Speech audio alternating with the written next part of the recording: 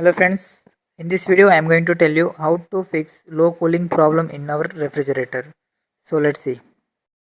Friends, here you can see both are the Samsung inverter refrigerator, but both have the cooling problems. Like in this golden color fridge, lower part is not cooling, but upper part is cooling lightly. So let's solve this problem.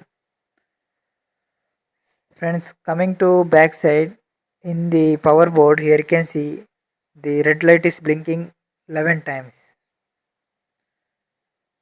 You can count also.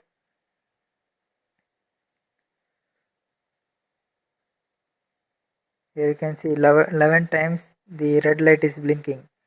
This indicates that the problem is there in the upper part. For that you have to remove the two screws from the upper side. Then you have to remove this cover. After removing this cover, you have to unplug fan connection.